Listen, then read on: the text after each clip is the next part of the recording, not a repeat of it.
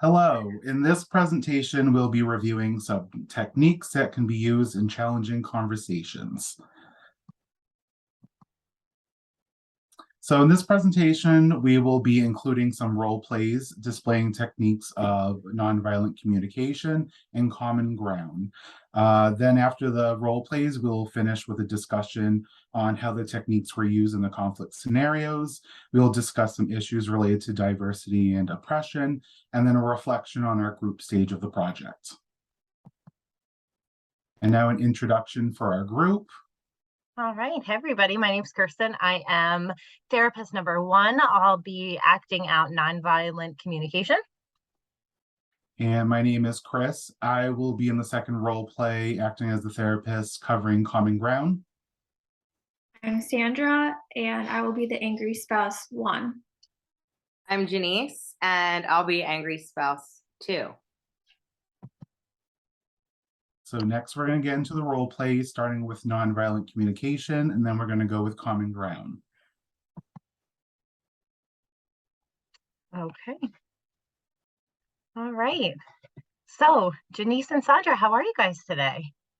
We're not doing well. Good. Well, you said that you had a lot to communicate. So what's been going on? Well, Sandra is constantly calling me while I'm out, so we've had arguments That's not true, Janice. over and over about this.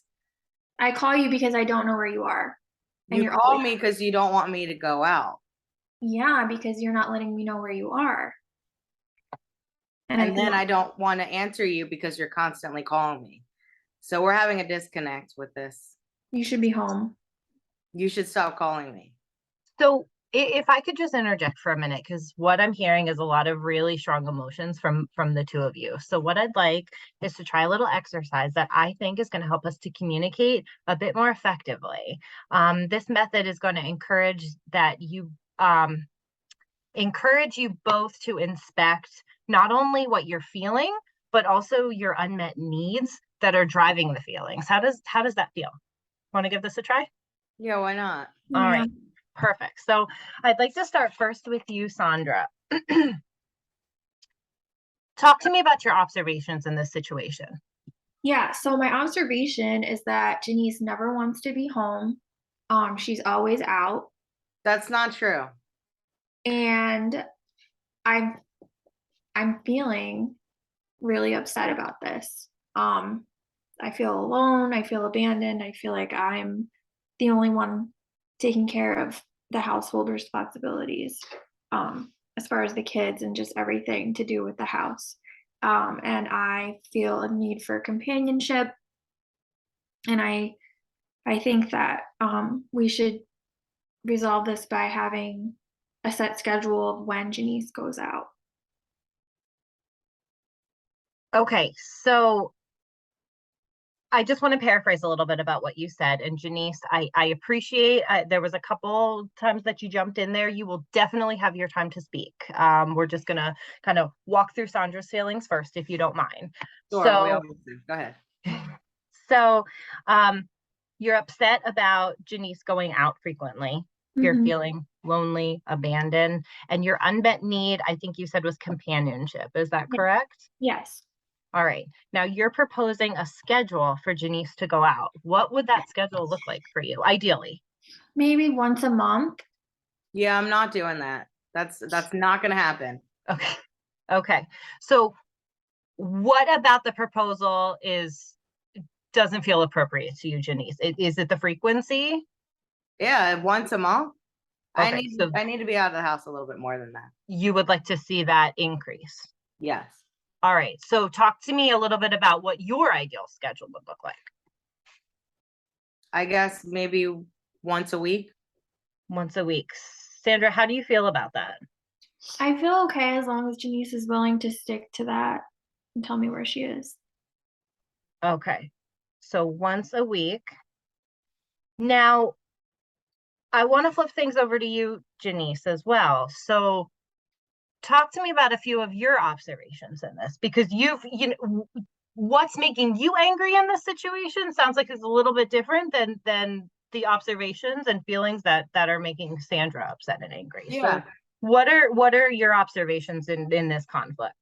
So I'm noticing that when I'm going out, Sandra continues to keep calling me, and I can't enjoy my time with my friends. So I start to feel resentful because my need for friendship is not being met. And all that I would ask and request from her is that she would be willing to allow me to go out without constantly calling me.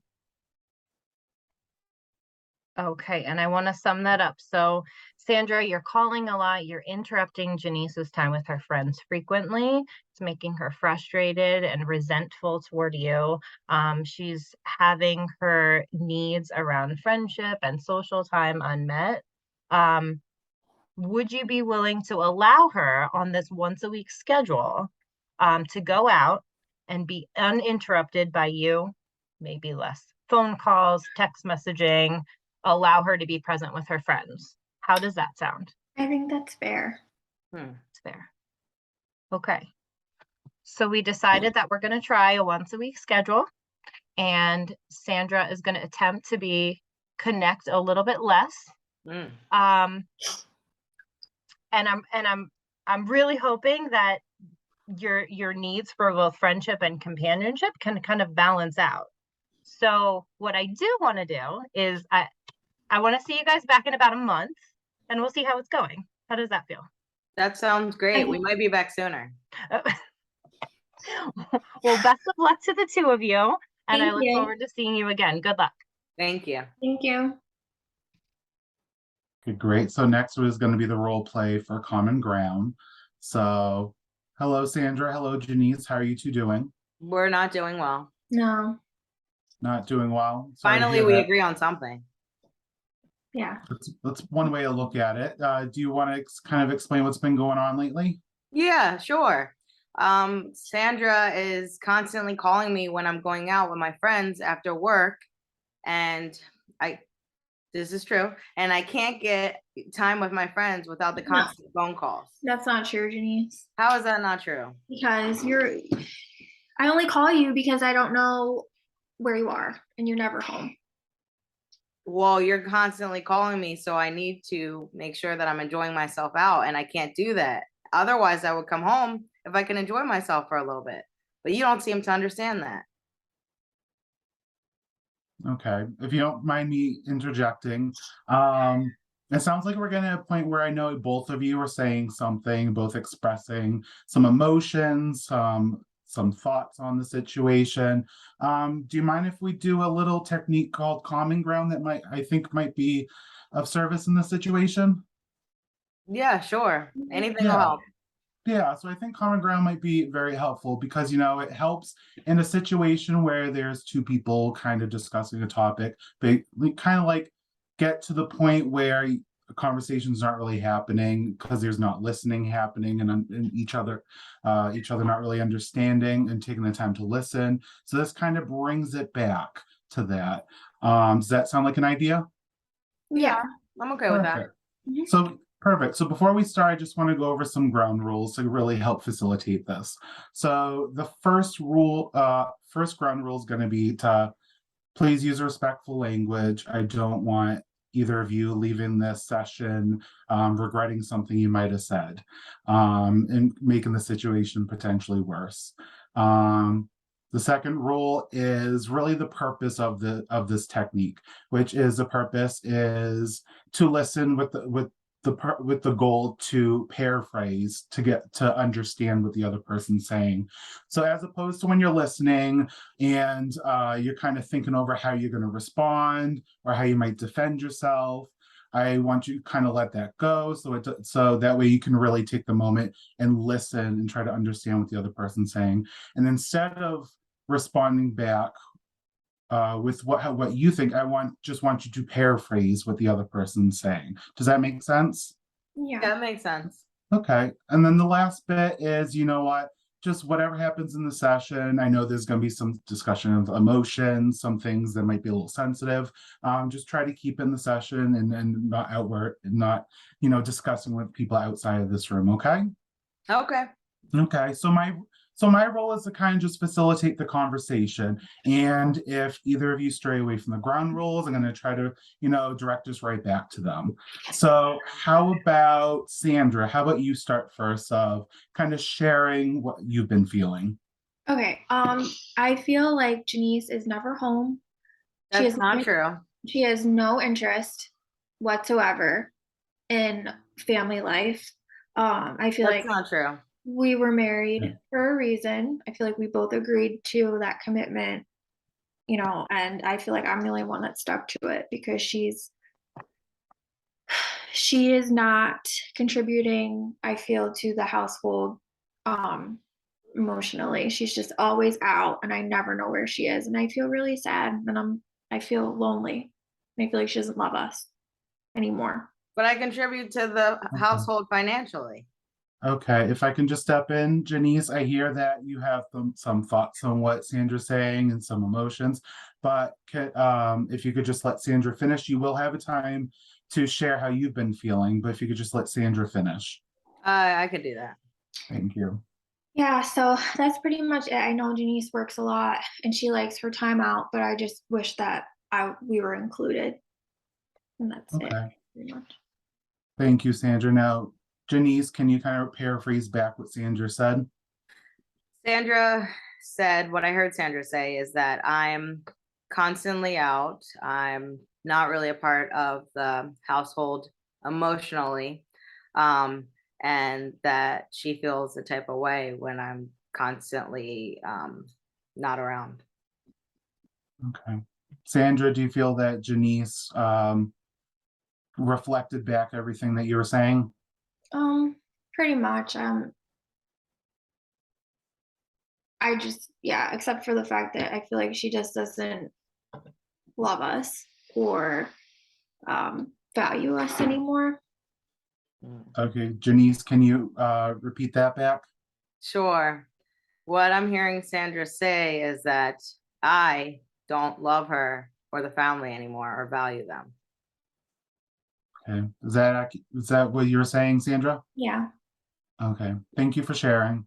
And Janice, now's your time if you want to kind of explain how you've been feeling. Yeah, please allow me to speak. So how I'm feeling is that Sandra is very much, stressing me out because I want to enjoy my time out with my friends. And I go out after work and Sandra constantly calls me over and over, texts me, and sometimes I have to silence my phone or turn my phone off because I can't enjoy my time out when she's constantly calling me. So I feel like, resentful towards her as I'm trying to enjoy my time, the little bit of time I have with my friends. It's very frustrating. Okay, I'm at my thank you wit's for, end with this. thank you for sharing, Janice. Okay. Sandra, can you paraphrase back what Janice was saying? So I heard Janice say that she feels very stressed out when I call her repeatedly when she's out with her friends and she needs that time to socialize because she works a lot. I know that. And she's feeling resentful and frustrated. Okay. Janice, do you think she got the message? She covered everything that you were saying?